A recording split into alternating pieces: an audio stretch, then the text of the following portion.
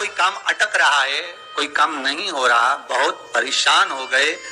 बहुत थक गए उस काम के लिए, सबके हाथ भी जोड़ लिए, सबके पास होकर आ गए, पर वो काम बढ़ ही नहीं रहा, तो निवेदन करते हैं घी के दिए में काली तिल डालकर सोमवार के दिन शंकर जी के मंदिर के सामने तुम रुका जी का नाम लेकर दिया लगाकर, जिस काम को तुमने दुनिया के आगे कहकर देख लिया, कर देख लिया, नहीं हुआ, उस कार्य को एक बार दिया लगाकर निवेदन कर फिर जाकर देखना, काम आगे बढ़कर ही रहेगा, छूटेगा नहीं। तो शंकर भगवान ने कहा था लक्ष्मी बस इतना करना, प्रत्येक सोमवार के दिन तो बेलपत्री के पेड़ के नीचे जाना और वहां बैठकर वहां पर झाड़ू लगाना। शाम के समय जो बेलपत्री के पेड़ के नीचे सोमवार के दिन दिया लगाए उसके घर में तो प्रवेश कर जाना। आज भी नियम है, अगर जिसके यहाँ लक्ष्मी नहीं टिकती, जिसके यहाँ संपदा नहीं बढ़ती, जिसका व्यापार नहीं चलता, जिसके सर्विस नौकरी सही नहीं हो रही, उसको सोमवार के दिन अगर बेलपत्री के पेड़ के नीचे जो दिया लगाता है उसके घर में कभी संपदा की कमी नहीं आती साहब, लक्ष्मी उसके घर में प्रवेश करती है। आज भी कोई विशेष कार्य है, अटक रहा है, बहुत दिन से लगे हो, नहीं हो रहा, एक कलश जल, एक बेलपत्र। शिव मंदिर में जब बेलपत्र लेकर जाएं, बेलपत्र रखी सीधे हाथ में, उसके ऊपर रख लिया कलश, उसमें जल भरा हुआ हो, अपनी कामना कर मंदिर में पहुंचकर कलश को उल्टे हाथ में लेकर बेलपत्र को पहले अशोक सुंदरी वाली जगह पर, ये डंडी का जो भाग है जहां से पानी बहता है, अशोक सुंदरी की जो जगह होती है, और ये पत्ती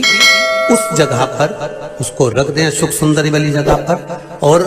शंकर भगवान को सीधे हाथ में जल लेकर अशोक सुंदरी वाली जगह पर जल समर्पित कर शंकर भगवान के चारों ओर जल छोड़कर फिर शिव जी के शिवलिंग पर जल समर्पित करें। लगभग 2 या 3 सोमवार लगातार प्रतिदिन।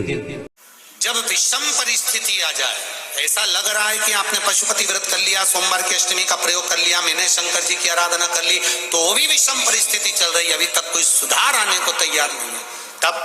शंकर जी के मंदिर में जब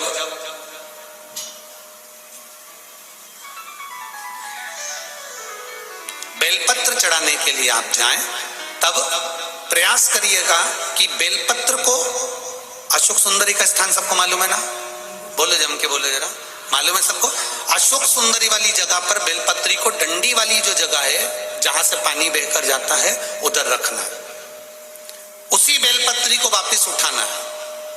शिव जी के शिवलिंग पर जब बेलपत्री रखो तो डंडी का भाग, आप यहाँ बैठे हो तो डंडी का भाग पीछे की ओर होना चाहिए, शिवलिंग जैसे ये है तो डंडी का भाग पीछे की ओर, उसको रखकर 7 लोटा जल भगवान शंकर पर समर्पित कर दीजिए, अपने भाव को रखते हो। अगर विषम परिस्थिति चल रही है, आपने पशुपति व्रत कर लिया, सोमवार की अष्टमी का कर लिया, उसके बाद भी कार्य नहीं हो रहा, अटक रहा है, किसी कारणवश कोई फाइल मोटी है, थोड़ा समय लग रहा है, तो 7 लोटा जल का प्रयोग करें। धीरे धीरे 7 लोटा जल शिव जी को बाल्टी में भरकर ले जाएं,